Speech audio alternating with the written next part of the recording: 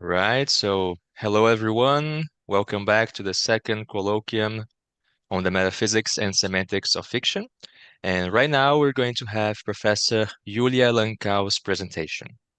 Julia Langkau is an SNSF, Assistant Professor in Philosophy at the University of Geneva in Switzerland, working on a project titled Creativity, Imagination, and Tradition. She's leading the Geneva research group, Imagination and Creativity.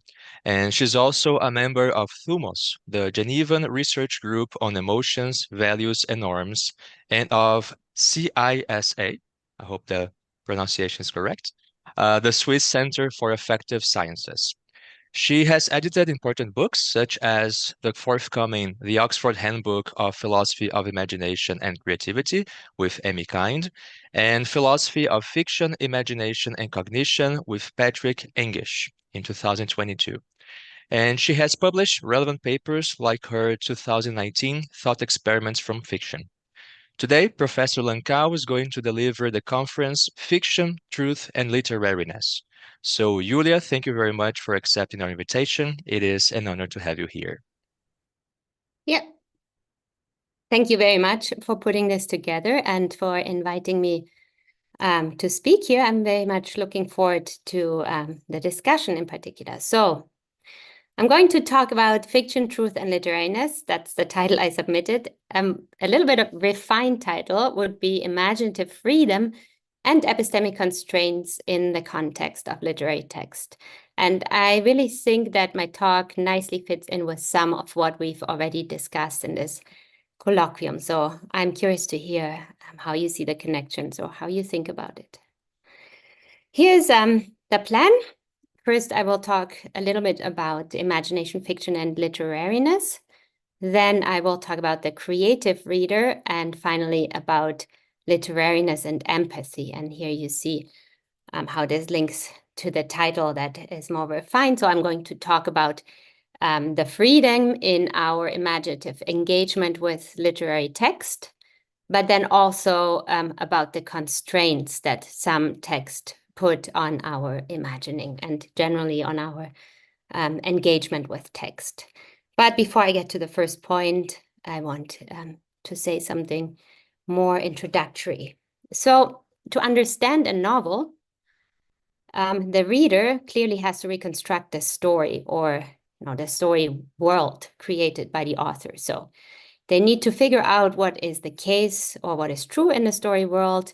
And this can, for instance, be imagined. I mean, some people think what you do when you do this is you imagine or you just build a model of the story world. And this can be expressed propositionally. For instance, the reader of Elena Ferrante's novel, The Lost Daughter, needs to understand that the story takes place mostly on a beach in the south of Italy by the Ionian Sea, where the main character, Leda, spent several days observing a family, particularly a little girl and her mother.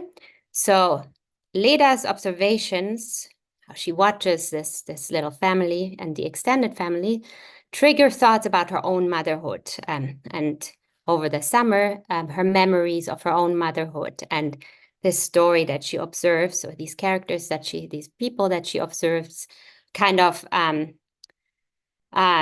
mix together, and this mix between what she's observing and her memory shape her summer or color her summer. And sometimes it's not clear anymore what is remembered and what is imagined and what is observed.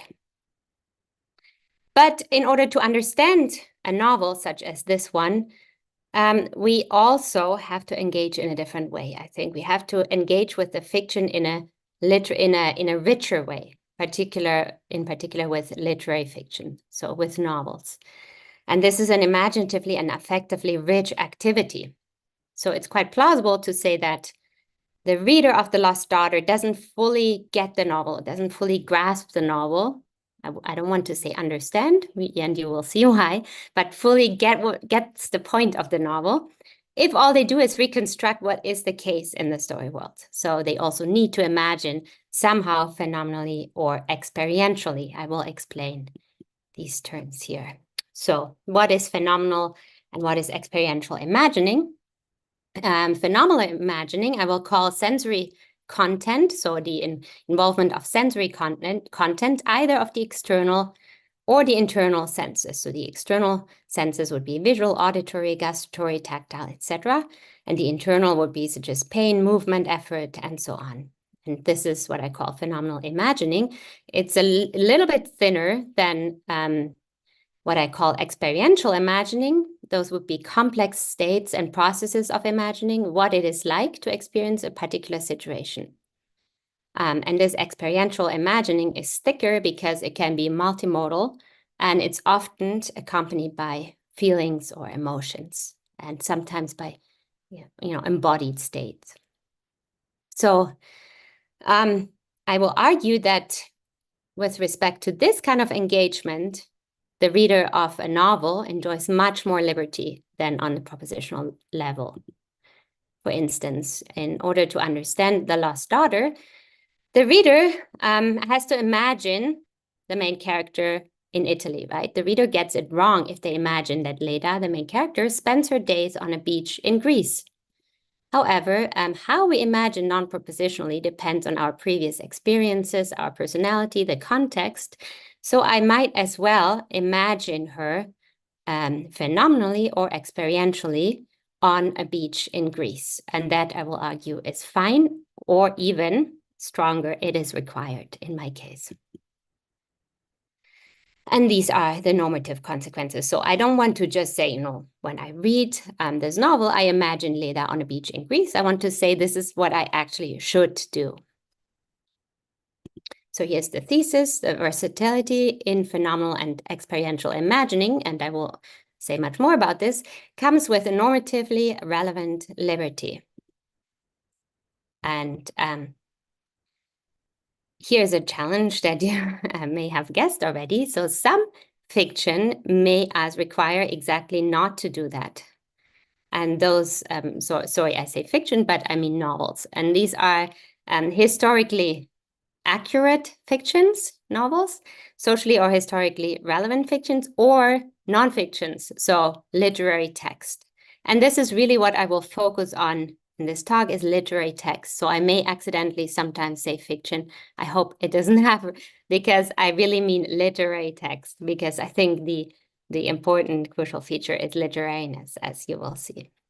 So in these cases, in historically accurate fiction, socially or historically relevant fiction, or in non-fictional literary text of some kind, I think there are these certain constraints. And here are two examples: the novel Beloved by Toni Morrison, and, for instance, Vladimir Nabokov's autobiography, Speak Memory, which is written in a very literary style. So the thesis, again, the first part I read already, then it continues: truth, lived experiences, and relevance, socially relevant text or morally relevant text, put a constraint on our imagining. The relevant distinction is the one between literary and non-literary text, and not the one between fiction and non-fiction. And this is, especially for Mireille, because we discussed this, I think it was 2 days ago.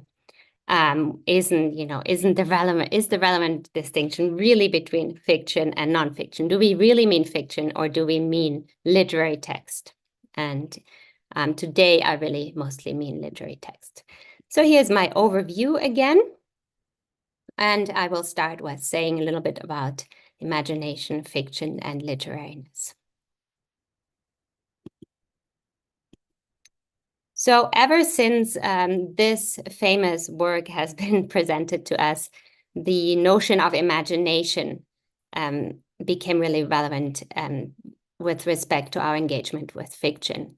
And I think this notion of imagination is really leaning on Walton's notion of pretense or make-believe, and that's where its main meaning came from this strict distinction between what we are to do in the case of truth and what we are to do in the case of truth in the fiction, or pretended truth, we could say. So here's a quote from Walton: "Fictionality has turned out to be analogous to truth. Imagining, in contrast, aims at the fictional as belief aims at the true. What is true is to be believed. What is fictional is to be imagined. And this is really a strong contrast. There's nothing in between. And we all know that these authors here, Curry, Lamarck Olson, Carol Davis, have all followed more or less this idea. So according to these authors, I mean, the main idea of the strict divide concerning what we ought to do with truth and what we ought to do with pretended truth. So a fictional work is the product of a sufficient number of fictional utterances. And there also has to be a Gricean intention. The utterer of fictional P must intend not just that the audience imagine that P, but also that they do so as a result of recognizing the former intention. And then most authors add a further necessary condition, because imagination or imagining, or the intention that that the reader imagine is not sufficient. So we need and not necessary. We need a further necessary condition, which expresses a negative relation to truth and belief. So, and there are a lot of problems with this way of basically defining fiction through imagination. So imagination is part of the definition of fiction, but the definition requires additional conditions, and that's sort of not nice. So we have this pragmatic, so to say, definition, and then we need this semantic addition that it can't be, that it has to have this negative relation to truth. So fictionality is fundamentally a property of individual utterances, according to these accounts, but our intuitive notion of fiction concerns works of fiction. Then we have these patchwork issues, that we ought to believe certain propositions in a fiction, and also that we ought to imagine some propositions in nonfiction. And further, I think that the relevant concept of imagination is not really a common sense one. It comes out of this contrast. So that's what we do with truths. We believe them. Now, what should we do with things that are made up? So I don't think that this notion is very commonsensical. And then we all know probably that Kathleen Stock made it even less commonsensical. So she comes up with a very technical notion of imagination to fix this problem, that we need another necessary condition to define fiction. So she really has a notion of imagination that immediately links our engagement to fiction. So we can define fiction via imagination. And then Matravers, of course, we talked about Tim as well, has a completely different strategy. And I'll talk a little bit more about Tim.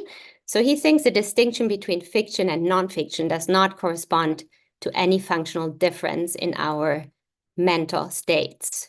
So now you notice here the switch, or the changing of topic. So Matravers doesn't no longer talk about this idea of what should we do with made-up content. He talks about what we're actually doing when we're reading. And he does not find a difference in what we're doing when we're reading fiction versus nonfiction. So when reading, what he says is we build mental models. And evidence for this comes from the psychology of reading, of course.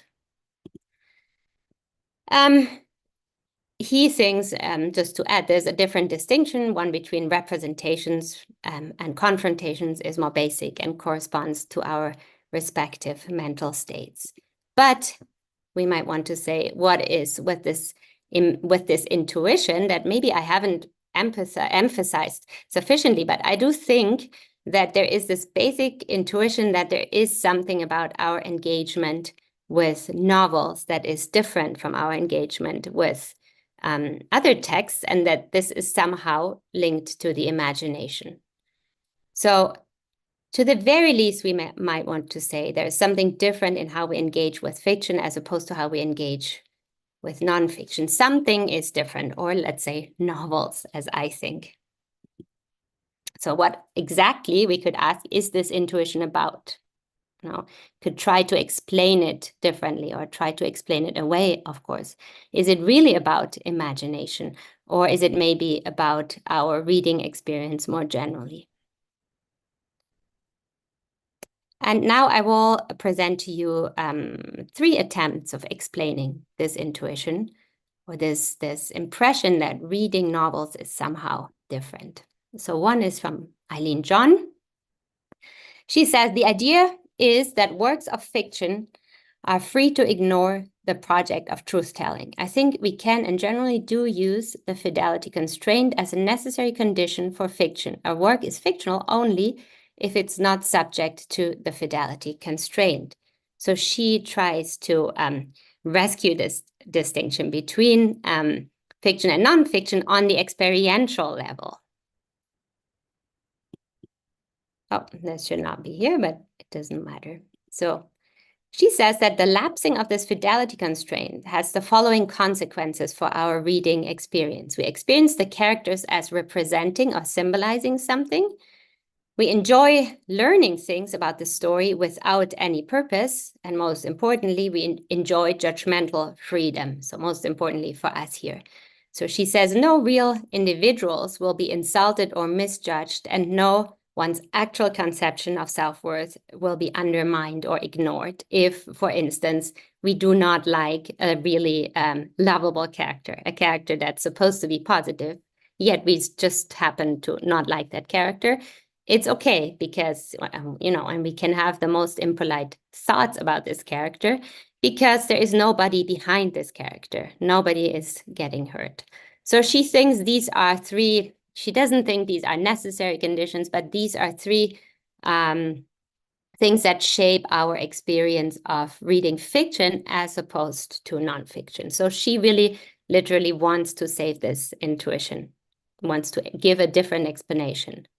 And you see that she shifts to the experiential level more generally, not so much just on what our cognitive state is when we read, like Metaphysics does. Then we have Hannah Kim. She thinks that our intuition is confused. So she thinks there's a link between creativity and fiction, and not between creativity and fiction, and not between imagination and fiction.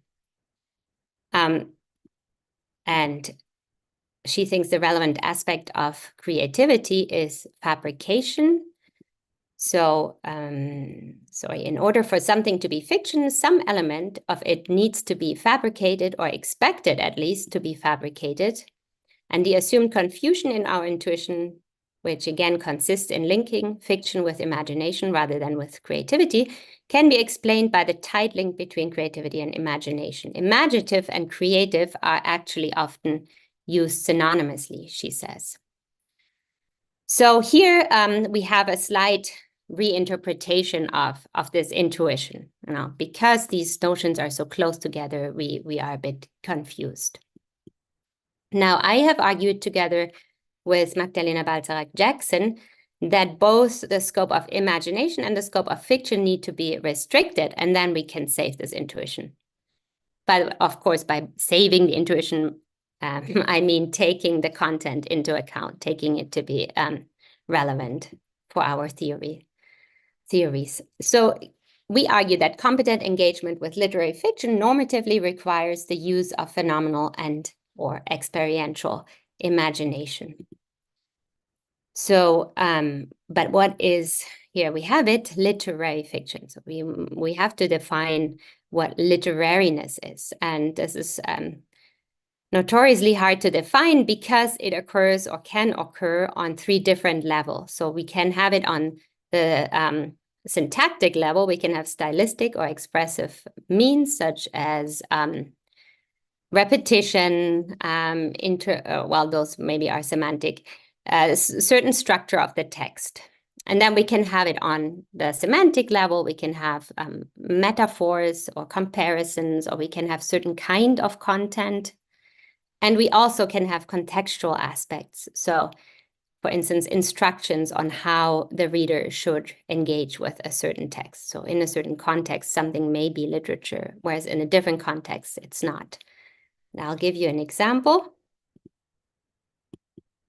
So this is from the novel by Ferrante. The pine wood was very thick with a tangled undergrowth, and the trunks, which had grown up bending under the force of the wind, seemed on the point of falling over, fearful of something that came from the sea. Of course, this is a translation, but it's still nicely written, and maybe what sticks out is that the trees are fearful. of something that comes from the sea. So here is a second text. Next to the immense sea of pine trees of the pine forest, and at walking distance to the beach and in a very quiet environment, is situated this very cozy property. And you may guess, but this is from a, may not guess, but this is from a something like Airbnb page. So they're advertising this little house. But, you know, in the context of what I just read to you, this could be read as a literary text. And then it must not be used or stored in a flammable or corrosive gas atmosphere, in a place where water or oil splashes, in a place where there is much dust and humidity, in a place where a salty sea breeze blows or seawater splashes. Okay, I cheated a little bit here because I cut some parts out, but this is an instruction leaflet from a fan. So that's why you should not keep your brand new fan if you don't want to ruin it. So again, in this context, you can read this as a literary text, and it also has certain elements like repetition, right, that we find in literary text. So, like Matravers,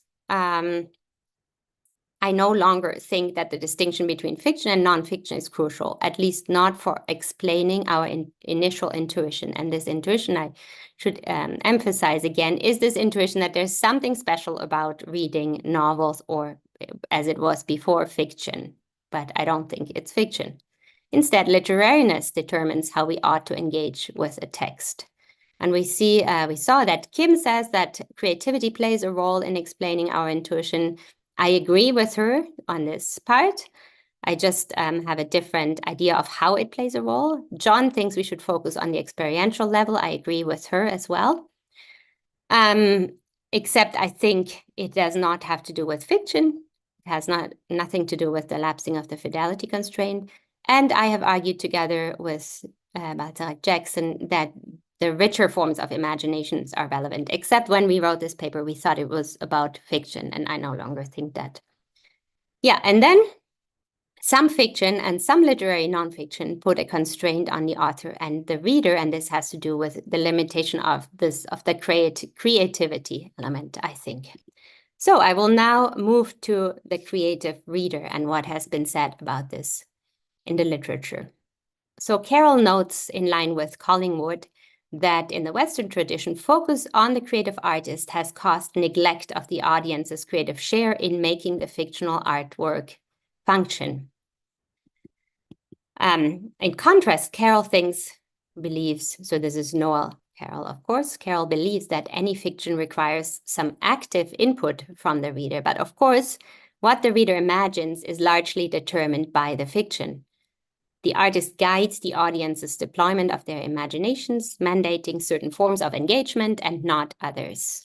And the reason why, according to me, why Carroll thinks that is that he's mainly focused on propositional imagining. So on imagining that something is the case in the fiction. So this is how this is constrained by the author. So he gives a full list of ways in which the reader, or the audience more generally, engages in different kinds of imagination. It's not extremely important, but I'll just quickly tell for my account, but I'll quickly tell you what he says. So he thinks fictive imagination is our capacity to think counterfactually and to propositionally imagine what is true in the fiction. So this very ordinary sense of reconstruction, what is true in the fiction. Then exploratory imagination goes further. It's the process of exploring aesthetic objects, for instance, metaphors, to really think about them and think about the meaning of these metaphors. For instance, why are these trees fearful, for instance? Then elaborative imagination means that we fill in what's not explicitly stated in the novel. You know, somebody is at their house, and then on the beach, obviously they walked to the beach, things like that. Constructive imagination, we predict what will happen next, or connect the past with the present within the artwork to make sense of it. Thematizing imagination goes even further. We go beyond the artwork and think about how aspects of it relate to a theme, a concept, or purpose. So for instance, this novel here is about motherhood, and it's not stated explicitly that this novel is about motherhood. We have to add this, we have to actively think about it. to make sense of it and to understand it. So Noel Carroll distinguishes between two different senses of creativity here. There's creativity in a descriptive sense. He says, patently, fictions are typically designed to bring about emotional states. Obviously, those emotional states are not in the novel. They are events the novel aspires to bring about. The novel achieves this by kickstarting the fictive imagination. Thus, the fictive imagination is instrumental in bringing off a new, particular state of affairs through the enlistment of human intelligence. So just by bringing about these, by actively imagining and bringing about what is required from the reader is creative because you have to, do it yourself. You have to actively get into these states. But then there's a more richer sense of creativity in a honorific sense. The reader is engaged creatively when they contribute to the understanding of the novel. So they contribute to the understanding in that the result of their imagining is strikingly original or virtually unprecedented and of great value. So this would be, for instance, if you come up with a really good interpretation of the novel, then you contribute to, especially if you then share it, you have created something that you can share with a wider audience. So elaborative, constructive, and thematizing imagination have this potential because you can also fill in a particularly creative way, if it makes sense. Of course, you wouldn't want to fill in that she flew to the beach, but if it makes sense, you can, and that's maybe part of it. You can be creative in filling in a good way. That adds in a good way to the novel. Now, note that Carroll's focus is on propositional forms of imaginative engagement, which serve the reader to access the work's maximum intelligibility, completeness, unity, and significance. And these sound really like cognitive goals, right? So Carroll does not think that sensory imagination plays a significant role in creative imagining. Not everyone, he says, as a piece of evidence, reports seeing an inner movie when reading. So sensory imagination is not as ubiquitous as other exercises of imagination that we have seen are typically mandated when reading or otherwise consuming fiction. But, as I have said, properly engaging with the work is more than that. It's not just, cognitive understanding and propositionally imagining.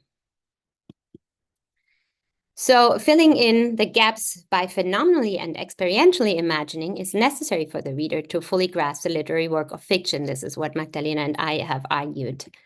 And the relevant mental images I told you, no, I didn't tell you, I think are, and I will show you, are emotionally charged. So they are not just flat images like a movie when you just watch it without feeling anything, but these images themselves can come with emotions. So Carroll's fictive, according to this picture that I've also defended in print, Carroll's fictive or propositional imagination alone is not sufficient to bring about author-intended emotional or experiential states. Rather, according to my view, it's the mental imagery that does this work. So the mental imagery brings these emotions to the reconstruction of the novel by the reader. And I will talk now a little bit about empirical literature of our engagement with fiction. So this is literature from cognitive linguistics and literary studies. Renate Bosch, in this paper, What We See When We Read, Visualization and Vividness in Reading Fictional Narratives, also talks about only visual images. But images could be much more. I'll come back to that. Literary criticism has not given much attention, she says, to mental imagery in its traditional over-reliance on verbal analysis, just like in philosophy, I would say, and semantic content. Literary criticism has in the past neglected the visual aspect of the reading experience. But there is actually some brand new literature in relevance theory by Orton and de Saussure, where they show that these, they call it ineffable content. So there is a lot of richer content that is being communicated through a novel that cannot be put into words or cannot be expressed propositionally. So it's coming there in literary studies as well, or linguistics in this case. So she says that representations of a cowboy, a princess, a shipwreck, a road trip, a ghost, or a dinosaurs are deeply ingrained in the collective imagery and can be evoked without personal experience. Of course, this is culturally culture dependent. So in a culture where cowboys and princesses play a role, that's what you can easily imagine in response to reading literary text. Brush calls this kind of easy, almost automatic and effortless way of evoking visual images default visualization. Now she thinks that when we engage with literary text, this does not necessarily happen. So she says the concept of gap filling in literary fiction has attained common currency in description of the cognitive activity of the reader, but in terms of visuality, gaps for the most part do not need filling in. On the contrary, readers often relish the suggestiveness of visual blanks left by a text. It may even be this fragmentary suggestion of a larger whole that makes the experience of reading fiction so compelling. So we neither need to be given everything, nor do we have to fill in everything visually when we read. So this is really, confirms what Carol is very confident about, that there is no inner movie when we read literary fiction. By the way, these people talk about fiction. That's why I'm still using fiction. So they don't say literary text. You see fictional narratives here. But this kind of imagining, rich kind of imagining, is much more than just visual. So there are, for instance, Kuzmikova has shown in this text, and that there are, well, in her study actually, that there are various kinds of mental imagery involved in reading literary narratives. There is enactment imagery, description imagery, speech imagery, rehearsal imagery. So just quickly, enactment imagery is when you imagine from the inside of a character. Description is when you imagine a scene from the outside. Speech imagery is when you hear the text read to you by someone else. And rehearsal is when you yourself imaginatively read the text. So you can think about now what you do when you read most of the time, or when you enjoy it most, because it varies from person to person what we do most of the time, what we like most, what we do with certain texts. So it's really context dependent and person dependent. And you see it's across two domains, two parameters, the domain and the stand. So your standpoint, and is it about what the content, or is it about the text?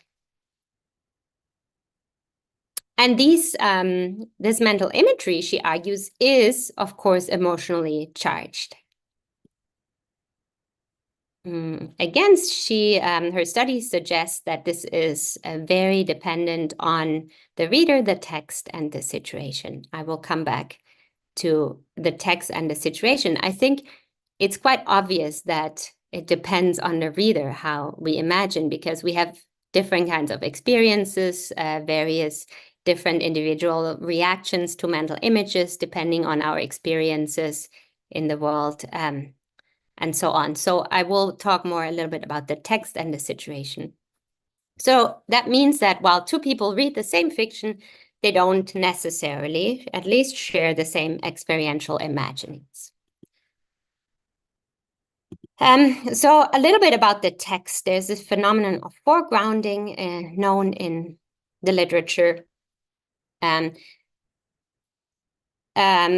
assumption is that there is a referential and a verbal domain, or a content and a presentation domain, that are intertwined in literary fiction. So foregrounding in a literary text, or literariness, we can also call it one version, one kind of literariness, can influence how we react effectively, empathically, and reflectively. So foregrounding refers to this text-immanent feature which draws the attention of the reader to the linguistic expression itself rather than the content. For instance, to the repetition in our example. And this expression is often seen as beautiful in literary text.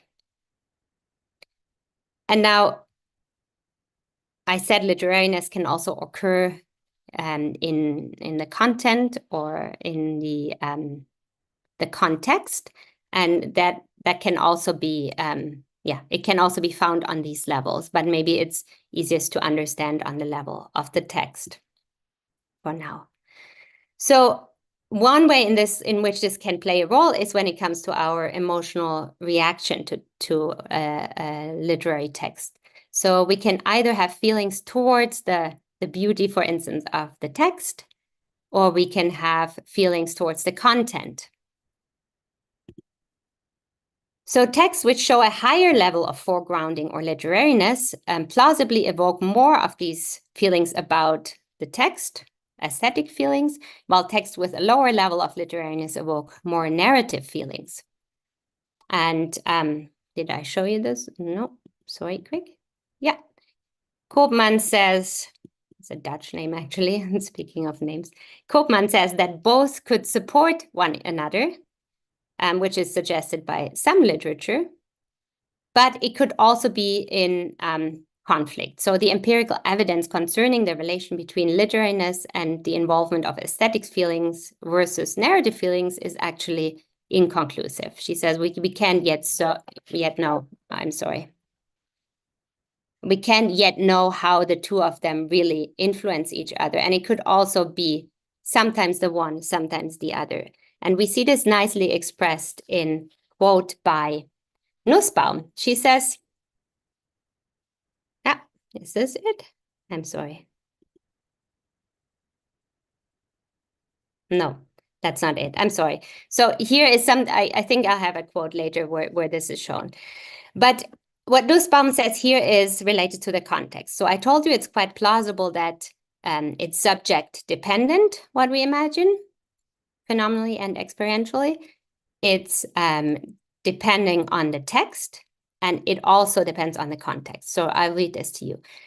I can recall sitting for hours in the brown and silent attic or in the tall grass of any field that was left unaltered by the chilly, clear opulence that Brian Moore, I think you pronounce it, in general offered, reading with love and thinking about many questions, taking enormous delight at being in an open field, bewildered, reading with the wind blowing round my shoulders. So, of course, it depends whether you are reading a book on holidays or you are at home in your study and you have to read this text before 9 o'clock because then you want to do something else. You know, the context, of course, matters how we react to a text. So, to summarize this, if the direction suggested by the few empirical studies that I've mentioned here, and of course, I just picked a few of them, we engage in very subjective and context-dependent forms of phenomenal and experiential imagination when engaging with literary text. Effects of literariness or foregrounding add a layer of complexity to our imaginative and affective states because these states can pertain to both content and presentation. And there is a subjective element to our engagement with literary text which escapes. So this all is a subjective element or context-dependent, you could also say element, to our engagement with literary text which escapes the control of the author. The reader is insofar creative, according to me now, in contrast to what Carol said and what Kim said, the reader is insofar creative as their contribution is not one that makes the literary text work necessarily in the way the author intended. By adding the subjective sensory and experiential material to the story they're reading, the reader makes the story their own. So the reader, one could say, is the author of their own reading experience. And this is what I think explains our intuition that there's a special way of imagining when we engage with novels, though novel not meaning fiction, but literary text. And now I want to show you an example of what this can look like. So there's this book, What We See When We Read. I highly recommend it, by Peter Mendelssohn. He's not Peter Mendelssohn. He's not a philosopher. He studied philosophy and became a pianist and then a designer. So he thinks about his reading experience. He says we colonize books with our familiars, and we repatriate the characters to lands we are more acquainted with.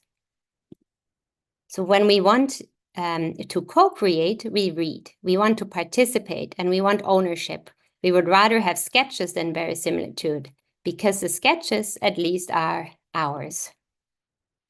Much of our reading imagination comprises visual free association. So he focuses on visual, which I wouldn't necessarily. Much of our reading imagination is untethered from the author's text. We daydream while reading. A novel invites our interpretive skills, but it also invites our minds to wander. And now he gives another example of himself and a friend. A friend grew up in suburban Albany. He's always been an avid reader, even as a child, and whenever he tells me, he tells me he mentally situated the stories in the backyards and side streets of his native blocks because he had no other frame of reference. I did this too. For me, the settings for most books I read was Cambridge, Massachusetts, where I grew up. So the stage for all of these epic encounters for, say, Anna Karenina or Moby Dick was a local public school, my neighbor's backyard. So if this is the case, what follows normatively here? Because this is what I'm interested in. I'm not just interested in what goes on in the reader's mind, but also what should we do with a novel, you know? What is the best thing to do? So while Mendelssohn knows that Anna Karenina takes place in St. Petersburg, he also knows that the mental image he has is a mental image of his school building in Cambridge, right? Let's suppose that. Mendelssohn doesn't imagine his school, say, as Anna Karenina's house. Rather, he propositionally imagines that Anna Karenina is in St. Petersburg, while he phenomenally imagines Anna in his school in Cambridge. Let's suppose that's the case. But there is no intrinsic or objectively valuable connection between the former public school of his and Anna's house. That's why he doesn't imagine Anna's house as his school. No, it's not an ideal way of imagining Anna's house. And Mendelssohn would, for instance, not recommend to anyone that they too imagine Anna in the school building in Cambridge. When Mendelssohn says that we are invited to interpret, but also let our mind wander, that's maybe what he means, you know. It's not like when I read it like this, when I read, for instance, this novel, I imagine it in Greece. I should not recommend that to you. So phenomenal and experiential imagining in response to literary text, I think, is not constrained by what is true in the story. I'm not licensed to imagine that Leda is on a beach in Naxos, but I ought to, in my case, I ought to phenomenally and experientially imagine a particular beach on Naxos when I read this story. Why is that? Because given it's me, I have the best memories, the most appropriate memories that I can use for this novel on this very beach. I do have some memories of beaches in Italy, but they're not as rich and they're not emotionally charged. So reading while imagining Naxos is it makes more sense to me, is richer experientially. And now we can debate, of course, is it really the case that I ought to imagine this, or is it just up to me what I imagine and there's no normative claim? But I think given a particular subject, a particular text, and a particular reading environment, say, there is a normative claim. This is what you should do to get the best out of the novel. Now, it's not, well, I'll come to it. I do have some time, right? For the last part? Yes, you still have 15 minutes, but take your time. Okay, wonderful. Okay, so now about empathy.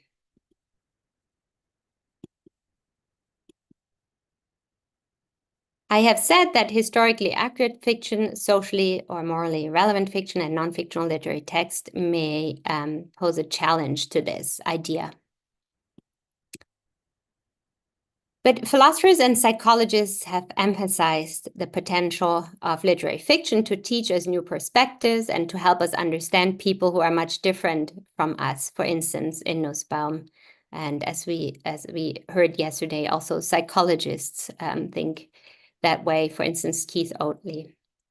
The assumption is that literary works are particularly well suited to allow us to live in a character's shoes, a life that we can't experience in reality, or that we otherwise don't get to understand. We can get particularly close to characters in literary fiction because we get to see into their mind. So we can follow their thoughts and have access to what they are feeling. That is the main idea. Now, Noel Carroll thinks that, I told you he focuses on propositional imagination.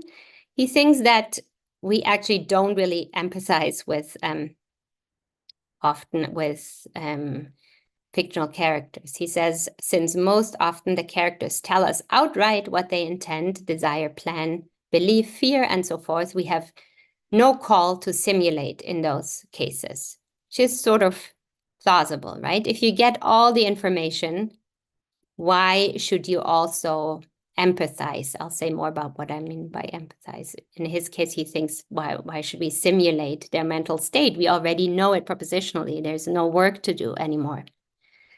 And Curry, we also heard in Amy's talk, he thinks, among many other things, he thinks that empathizing is generally much easier in the context of a novel for exactly that reason, because we often get more information about a character's mental state than in real life.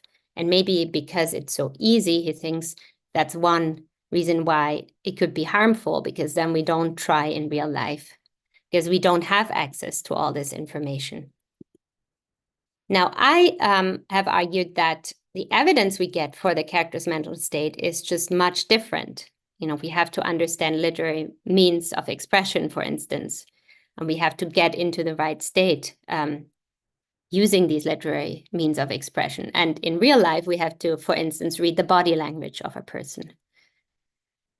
And Jonathan Gilmour has argued, or is arguing, that empathizing is altogether different in the context of a novel, and his main reason, if I understand correctly, is exactly that feature of literariness, because we have this text and we are not even trying to understand a real human, we are just reacting to this text.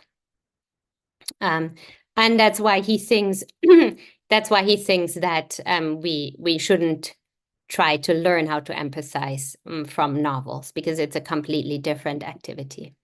Whereas I just think the evidence is different. Now, coming from a point of view where propositional imagining in response to fiction is in the center of our interest, like Noel Carroll or most of the tradition of thinking about imagination and fiction, it may seem unnecessary that the reader would also engage in this simulation, because there you have it, all your propositional knowledge, all the knowledge you need is there, and then you can have your own emotions. You don't have to have the other, you know, the described characters, doesn't even exist, emotion. You can react emotionally to whatever you get in information. But as you have seen, I've argued that experiential imagining plays a crucial role in our engagement with literary text. So we are actually already in this richer way of engaging with the text. So it's not something else that we have to do in addition. Empathy is a form. Now I haven't told you what I mean by empathy, but I think it's a form of experiential imagining. It involves that we consciously take over the perspective of a target while getting as close as possible to having an imaginative experience similar to the lived experience of the target.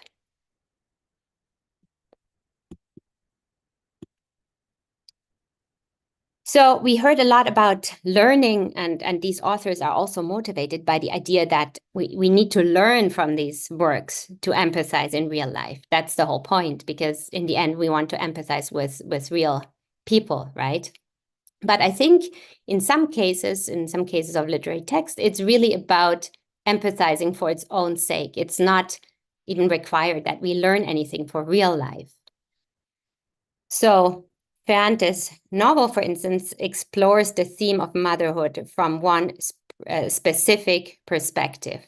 And maybe the aim is to understand that specific perspective. But in this case, and this may be a little bit provocative, I don't know, but just to use it as an example, I think there's not necessarily any harm in not even trying to truly understand what motherhood is like for this particular character, if you can just enjoy the novel. Just think about me.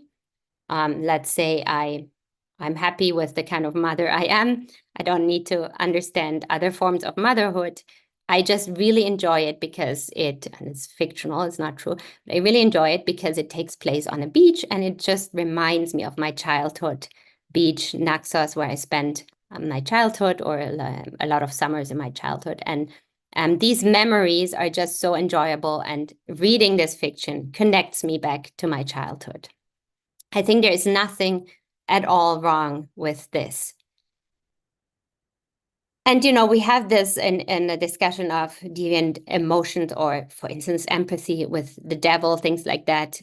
People have pointed out that it's totally okay to feel different in response to fiction compared to in response to real life events. So it doesn't matter if we like the mafia in the movies, as long as we don't have this attitude to the real mafia. But of course, this is much, much different in the case of these two books that I use as an example, though I'm only going to talk about Beloved.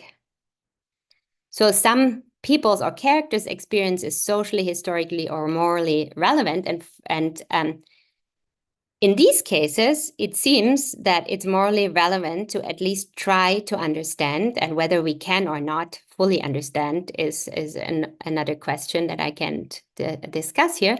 But at least we should try to understand empathically, experientially, the experience of, for instance, enslaved person, even if that person is fictional.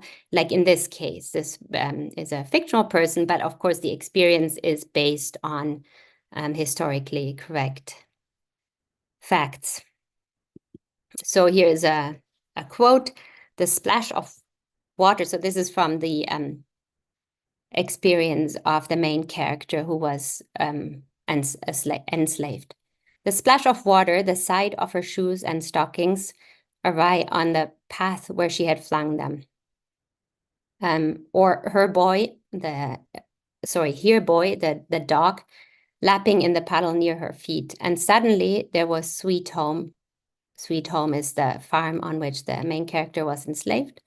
"Rolling, rolling, rolling out before her eyes. And although there was not a leaf on that farm that did not make her want to scream, it rolled itself out before her in shameless beauty." And it continues. "It never looked as terrible as it was, and it made her wonder if hell was a pretty place too. Fire and brimstone all right, but hidden in lacy groves. Boys hanging from the most beautiful skirmos in the world.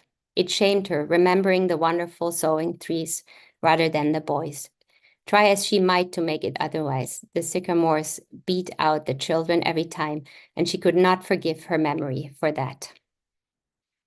So our aim here should clearly be to understand the trauma behind it, and not to think of the trees that grew in our backyard where we grew up or where we went on holidays, right?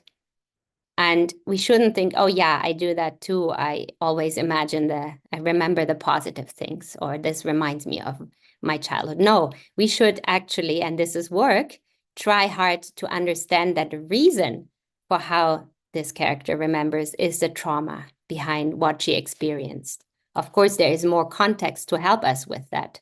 That it's a very clear case of where we are not free to experientially imagine whatever we would like to.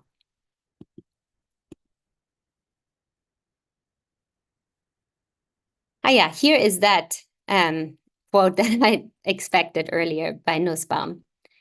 So she points the interplay of emotions concerning the text and emotions concerning the content as she points at this as an advantage. But the question is it really always an advantage? So she says, one may be told many things about people in one's own society and yet keep that knowledge at a distance. Literary works that promote identification and emotional reaction cut through those self-protective stratagems, requiring us to see and to respond to many things that may be difficult to confront. And they make this process palatable by giving us pleasure in the very act of confrontation.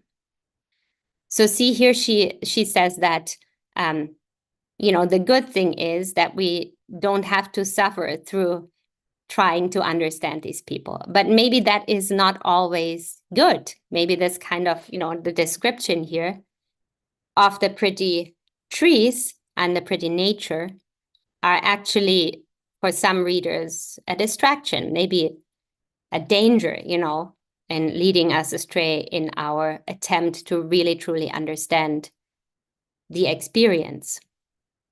So I think that literariness facilitates empathy with characters or real people because we are engaged already in an experientially rich experience when reading. So this is something that does not have to be added to our propositional understanding.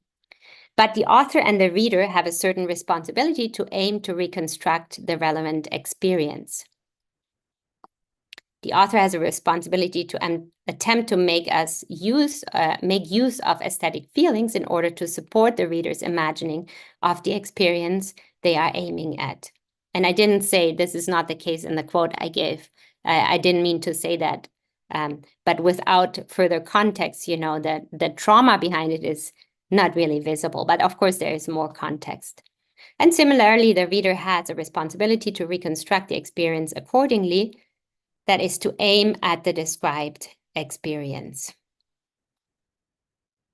So here's my conclusion. My suggestion to account for the initial intuition of this link between fiction and a particular way of engaging is to distinguish between literary and non-literary text in terms of our engagement with it. The reader is the author of their own reading experience in the case of literary text.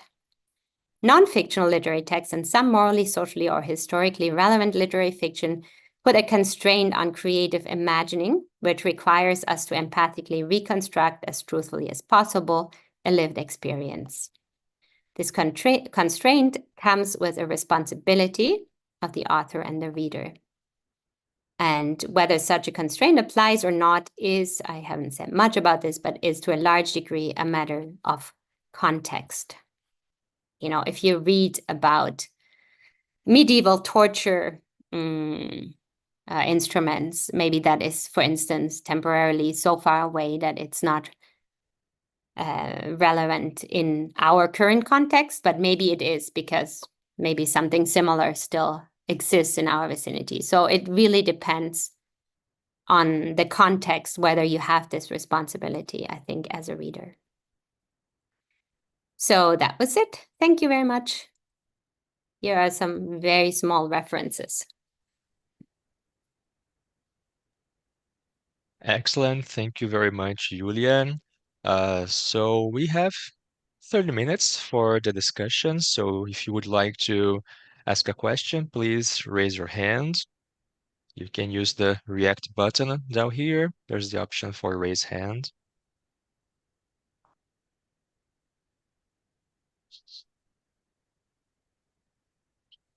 Jersey.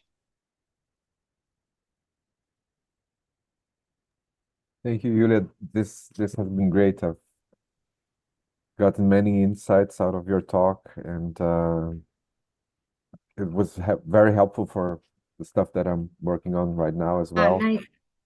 I have a question. In this normative outlook and in this sort of putting some responsibility in the hands of the author as well, which I find very interesting. can there be an author who demands unfair imaginings, who is unfair about what he or she demands for people to imagine, so that it is I'm thinking, for example, about Anne Leckie, the science fiction author. She has a book called Ancillary Justice, a trilogy, in fact, in which one of the characters is an AI that is a spaceship. So perhaps it is unfair to ask the reader to experientially imagine what it is like to be a spaceship. I don't know. What would you say about that? Well, do you think it's morally or historically or socially relevant? Do you think there is at all the requirement, the constraint that we should try to, really reconstruct the experience? Or do you think, if the reader imagines the spaceship, well, if the reader has, I have the for this sort of fiction, I'm really not good imaginatively. I am very constrained. I don't even know what to imagine. But, I think if it's not relevant, we can imagine anything. And if it doesn't work, then it doesn't work. And then you will put the novel away. But for whoever it works, they will enjoy it or make the best out of it. So my point is really that if you don't have this constraint where you are to reconstruct the lived experience, then sort of your duty as a reader is to make the best of the literary work, to get the best out of it. And you can do that by making it as rich as possible and as lively as possible. And you do that using your own mental imagery. And if you have something available to attach to this fiction, then good for you. If you don't read this kind of fiction, which, I don't read this kind of fiction for that reason, because nothing happens. It's so boring to me. So in that sense, unfair, I wouldn't say that. I could imagine cases where it's unfair, where it's about really relevant experiences and the author doesn't give us enough material so that we can be at least, a little bit successful in reconstructing the experience. That I would say is maybe unfair. Yeah. That's great. Thanks. That's great. Excellent. Thank you, Jersey. Meryl? Right. Yeah. Thanks. So thanks, Julia. That was really great. I learned a lot from your presentation. It was really good. And also, I like that you switched from talking about fiction to literary text. That I agree with this. Yeah. I remember vividly our discussion. Okay. Yeah.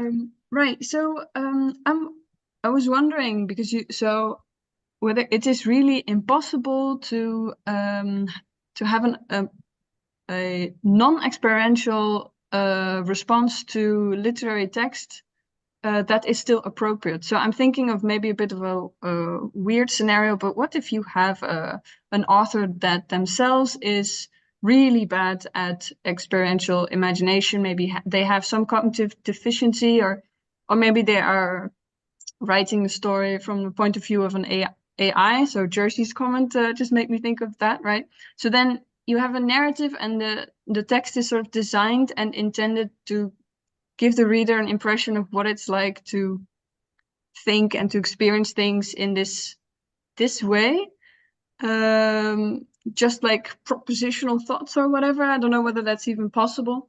So then maybe the best way to engage with that is actually just propositional imagination, because that is what this kind of person that is really bad at that is how they engage with a story like that. So I don't know, is that possible? And if it's possible, is that then literature, or would you say, nah, that's not literature anymore? Or Yeah, very good question. And clearly I've had this thought, and I wonder if even then, there's this minimal requirement of a voice reading to you, making it somehow, worth engaging with. Because if it's just abstract thinking and there is no cognitive gain, so compare a mathematical proof to reading this text that you just suggested. Like, we wouldn't require from a mathematical proof to be experientially, you know, rich in our engagement, but we would expect a cognitive gain, or at least, no, we are trying to find the cognitive gain, even if we fail. There's this epistemic drive. Now that we don't have that in the case of engagement with your text, because it's not that, right? It's not we're not reading it for epistemic reasons. We're reading it, well, for what reason then? Wouldn't it be like reading an instruction manual of some device that does not exist? And it would be just pointless to read it because we don't get anything epistemically and nothing aesthetically or experientially, as I would say, because I don't want to use aesthetic too much, but we don't get any of that out of it. So so it's a bit of a weird example, right? Because I think what you get out of it is the experience of only having propositional imaginations or something like that, right? Because then that is supposed to be something that, you experience what it's like to only think in that way or something like this. But I mean, I must admit, this is a weird example. I don't even know whether this would be possible, but then, yeah. So yeah, you do. I think, maybe your analysis still works for that because what you get out of it is this experience of what it's like to only imagine things non-experientially. Yeah. Yeah. Yes. I will think more about it because I think it's important to have this borderline. I mean, these extreme cases, even if they're hard to imagine, because I find it hard to imagine because then I would either, not want to engage with it. If it's like a list in a phone book, even, when I read a list in a phone book, I could make it a literary experience because I can just, then enjoy the names.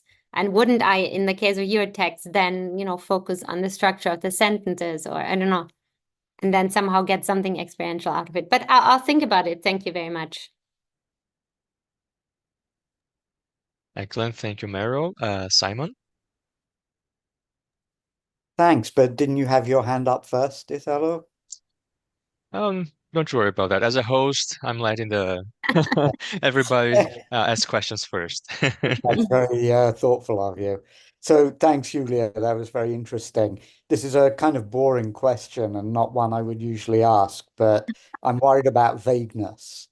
Yeah. So first of all, there's the question of what my duties are depending on whether a text is socially or morally relevant, or maybe there are a few other things there.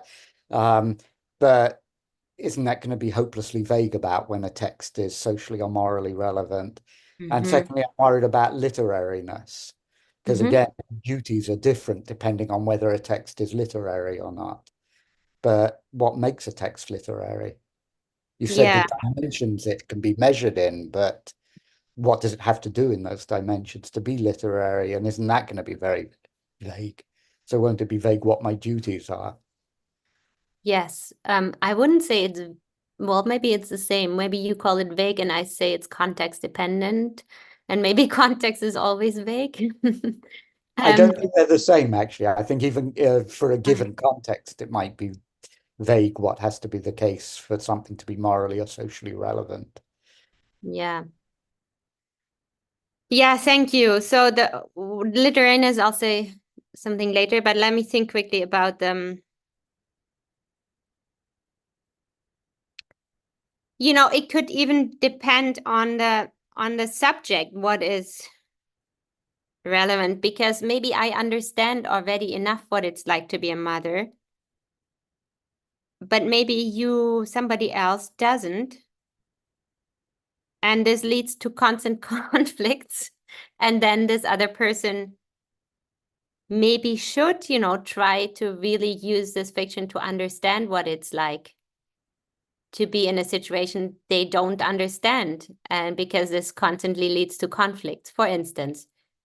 That's just an example I can think of because of this novel I used as an example. So what is morally relevant is maybe not even for everyone the same. Maybe it depends on your previous knowledge. but also something I have to think about more. Thank you, clearly. And then the literariness, is it a problem if it's vague? Sorry. Only with respect to whether I'm falling short in my duties as a reader. Yeah. Is, are romances, mass-produced romances, literary or not? I wouldn't want to say that either they are or they aren't. Yeah, right. So literariness. So that's another issue. I mean, again, it's really notoriously hard to define. And I was just at a pragmatics conference with some linguists, and I said, yeah, literariness, I really want to find it on the syntactic, on the textual level. And they were like, yeah, good luck with that. You will never do that because it's just not possible, because it could also be just the context, or it could also be in the content. And it's not, for instance, you cannot use AI to detect that because it's vague, maybe. Yeah. Trying to do it at the syntactic level. To do it at the syntactic level was the project of like Russian formalism and stuff. That they talked about it as poetic language, but I suppose that's the same thing. Yes. But that seems hopeless. Yeah. Well, I don't think it's, yeah, maybe it's hopeless to find it like that, but maybe it could also be, so I don't want to put it in the experience, because then it's circular, right? Sure. So maybe it has to do with the intention, not even of the author, but of my reading, the intention I set myself. So if I read the phone book, I can have the intention of reading it as a literary text, maybe, because I can just, read it in a certain way. I could focus on the syntactic structure of these names, or the beauty of the names, but yeah, these are big questions. Thank you, Simon. And not boring at all. I have no idea why you think they're boring. What are you thinking about when you're not thinking about vagueness? Well, just questions about vagueness of concepts used in philosophy. It's like that's always. Okay. Yeah. No, but these are very good points in this context, I think. Thank you. Thank you. Thank you, Simon. So hello again, Julia. Thank you for your presentation. It was great. And I have a question about the production of fictional content in this case, because it looks like you are allowing the reader to be, as you said, the author of their own reading experience, which makes a lot of sense. Other than that, we're going to assume that there is an objective state of affairs that the fiction is suggesting, and that we have to capture exactly what the author means, or exactly what the work is making fictionally the case. But I would like to give an example of an experience that seems to be some kind of wrong interpretation of the audience about a specific character, for example. There are a lot of examples in Brazilian fiction, but I am going to use as an example this really famous series that's on Amazon Prime called The Boys. I think it's based on a comic book, but I'm going to go with the series. And in this series, there's one of the main characters is called Homelander, and this character is supposed to be a criticism of fascism, or the far right wing in the American political debate. But for some reason, this character is being used by the far right as an icon, someone who is really virtuous, and as an example of what it is to be manly and to be violent as a virtue, for example.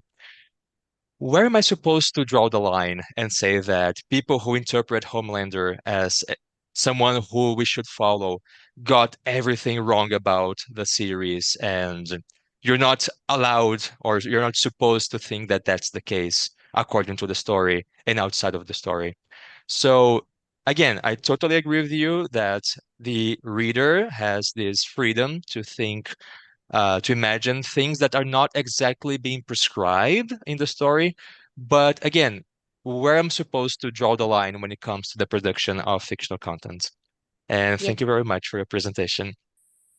Yeah, thank you very much for this question. Our first reaction would be that maybe that's on the level of the interpretation of the there's something propositionally goes wrong. So they are imagining that this character is of a certain kind.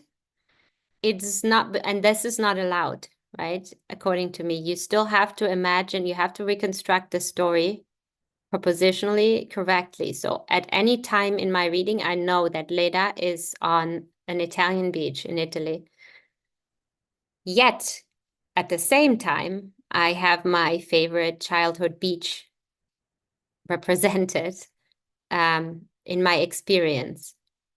But this is not to, and yeah, that's actually what I said. I do not recommend you do that, because your rich experience is probably somewhere else in your memory. It's probably not on this beach. So it's not, there's nothing intrinsically related between that Italian beach and my childhood holiday beach. And that's probably where things are wrong, are going wrong. And that's maybe more on the level of the interpretation, right? Now, I don't know exactly how they are using it, how they are using this character. But it sort of has to, you know, I'm the author of my own reading experience, and that reading experience has to stay mine. I'm not supposed to recommend that to you. And that's maybe why philosophy has also not really been interested in that, because it's not, it's so subjective.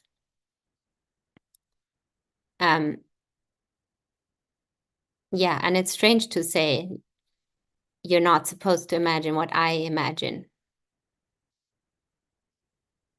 Yeah, I think something goes wrong on the level of interpretation, and that is mostly propositional, and or they are associating images and recommend them to other people where they shouldn't. Yeah. So could I rephrase what you're saying in terms of we are allowed to imagine that P, but we are not allowed to say that it is fictionally the case that what I imagine is being prescribed by the story? Something these lines? Yeah, you have to imagine that P, but you can represent not P experientially. And for you as an individual, given your experiences, your context, and so on, I would even say you're required to do that. But this normative claim is a bit strange because it only applies to you. Because that's how you can best be the author of your experience of this novel. Yeah. So the propositional level, I think there's no question. We have to follow the author. That's perfect. Thank you very much for your answer. So, Hi. Hi. Thank you for the talk. I really enjoyed it. So I really welcome this, attempt to try to explain like what else is salient or important other than the fiction nonfiction distinction, especially because you've been having so much trouble coming up with the definition of it, right? So that it's something I'm going to get on board with. And so the question is how to answer some of the ethical considerations or concerns that like drive us to want to make this fiction nonfiction distinction. So that might be really just kind of more me, where a lot of writers especially want to play fast and loose with this distinction, and they say, oh, I'm just writing a book, why do you care so much about these categories? And that's when I like pound the table and I say, no, like it matters because different expectations are triggered depending on whether it's fiction or nonfiction, or because I can hold people to different standards. And so I think what's interesting about your account is that maybe the same can be said about the readers, so it's not so much just about the creators. But I was wondering how shifting the emphasis to literariness and not so much fiction, nonfiction might still help us answer this question of what are the relevant ethical differences or kind of moral differences at the creation side of things that would I mean, maybe it's not so important to justify our intuitions that we have now, but at least like help as some guiding points or some goalposts that we can work with. Yeah. So can you ask the question again? I got your main picture. So what is the responsibility, the moral responsibility in the author, right? Yeah, and so I think let me try to put it more sharply. Question is, so in the traditional fiction nonfiction distinction, we have this kind of ethical expectation, I suppose, that if you're writing fiction, you get to make stuff up. When you're writing nonfiction, you don't. And that's something we more or less hold people to. So how does that shift once we change our focus to be more about literariness and not so much fiction, nonfiction? I think that's the shape of the question. Right, because I'm not really concerned with propositional imagining. I'm just basically saying this intuition that imagination is linked to fiction has to do with literary text. So it's the imagination can be the intuition can be explained using experiential imagining and literary text, and this covers all the cases that a lot of authors have used philosophers have used in a tradition. Like novels are literary texts and they ask us to imagine, but I'm saying, well, in this richer way. So I'm just explaining how this intuition that the imagination is linked to the to novels is one about literariness and rich imaginative engagement, right? I see. So you're yeah. I mean, there is still fiction and nonfiction, and you can define it as you wish, and you can tie moral obligations to it. That's fine. My idea is that imagination is not needed in the way propositional imagination should not be linked with novels, but maybe it can be linked with fiction in the way Kathleen Stock does it. If we have this complex notion of imagination, then we can link it to fiction. You see, okay, it's not, I don't want to capture everything that has been said in the debate. I don't want to cover much of the fiction and what's involved in writing fiction and coming up with things. I think that's what you're more concerned with, right? With your notion of creativity, the fabrication. That's right. Yeah. No, but this is helpful because it helps me clarify like what exactly you've been trying, the intervention you're trying to make. Yeah. So yeah. That's helpful. Thank you for that. Thank you. Thank you, Hannah. And Nero? Yeah, thanks again. So I was wondering about a different like borderline case. So related to this normative claim that you make. So what is the best experiential imagination for you? That is what you should imagine, right? But so now I'm wondering, yeah, so what if my best experiential imagination is just really bad? Because, for instance, I'm very young and I've had very limited experiences. So I've only ever been to rocky, gray, cold Scandinavian beaches. One beach only. I've only ever been to one beach, let's say. And then I read about this woman on the Italian beach. So what is it then? Is it then still better for me to experientially imagine the cold, gray, cloudy Scandinavian beach? Or should I then just maybe not imagine experientially at all? I don't know. So this is like an extreme case again. Yeah, very good. So another case would be like giving Anna Karenina to my 10-year-old, right? I mean, how is he supposed to imagine romantic relationships while he can imagine his crush, or he can just, no, don't do that because it's not gonna help you. Yes, very good. So I think then you just won't get you will be a bad reader, a shitty reader, because you won't get the relevant things out of the novel. I know of course you can read it, but you probably won't read it like a literary work because you can't imagine in this rich way that I think is necessary to grasp or to get something out of the novel. Okay, so the normative claim of what you should imagine, it also has some kind of threshold then. So you should have the best experiential imagination that you can have, but also it has to be above a certain similarity threshold for it to constitute a good or an appropriate engagement with the novel. Yes, I think so. I think we could say that 7 to 10-year-olds are really bad readers of Anna Karenina, for instance. Yes.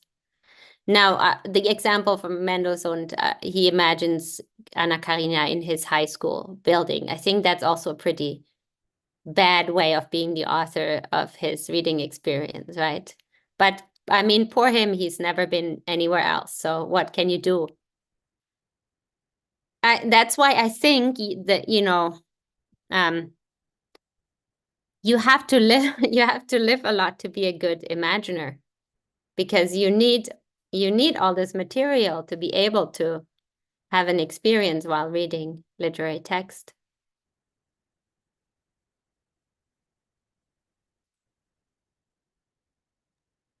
Thanks. Excellent. Thank you, Meryl. Simon? Yeah, just following up on Meryl's point,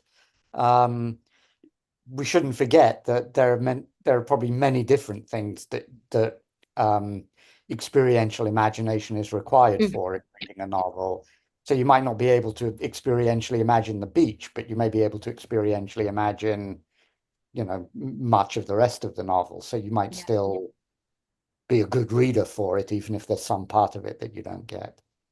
Yes, that's a very good point. Yeah, especially because I emphasized in the talk that it's not just visual. But I mean, you mentioned the hard and rocky Norwegian beach, like it's also tactile. But maybe you have been in a really hot place that wasn't a beach place, and this heat is really crucial because the memory merges with the observations and so on, and then maybe you've been to a rainforest or something and that helps you in that case. Yeah. Excellent. Thank you, Simon. I also have a borderline question. I'm sorry. That's sort of a follow-up to Meryl's and Simon's questions. What about, let's say, not exactly vague, but indeterminate fictions like The Turn of the Screw from Henry James? Am I supposed to imagine that there are ghosts according to the story or not? Because I think it makes a lot of difference if I assume that there are ghosts on the one hand, and on the other hand that there are no ghosts, but the character is just hallucinating for some reason. And I think that, of course, there is indeterminacy in fiction. We're not supposed to say that everything is out in the clear, and again, there's no objectivity in this sense, but what am I allowed to do in this context? How can I say that one interpretation is more promising than the other? Is someone interpreting it wrongly? So what happens in this case? And thank you very much again. Yeah, thank you. I think I'm not the expert on this because that I think would be again the propositional level. Now you can imagine ghosts even if there are no ghosts in a story, according to my way of my kind of imagining that I'm interested in, right? You can read this a novel and imagine Leda surrounded by ghosts, if that is what gives you the right experience, the best experience in this case. Probably not, but but I haven't really spoken about how you can solve these questions of interpretation. That would be on the level of propositional creativity that Carol points out. So here he says you can be more or less creative. If you have a really original interpretation that adds to the novel, then your contribution is successful or is creative. Yeah, that's all I have to say about that. Yeah. Excellent. Thank you very much. So it is exactly 11:30 a.m. here in Brazil. So we ran out of time. This is the end of the session. So Julia, once again, thank you very much for your excellent conference, and thank you. Thanks to everybody that was here, everybody that raised questions or didn't raise questions, but was following the discussion. And so at 2 p.m. Brasilia time, so check your time zone, please. We're going to have the last session of contributed papers of the colloquium, starting with Felipe Zárate Guerreiro, with the presentation Truth in Fiction, Explicitism and Canon in Comics. After Felipe, there's going to be Italo Lins Lemos, myself, with Truth Making in Fiction, and then Elisa Paganini with the presentation titled Fiction as Non-Assertive Communication. So thank you very much for being here, and see you in 2 hours and a half, in 30 minutes. So thank you very much. Thank you. See you then.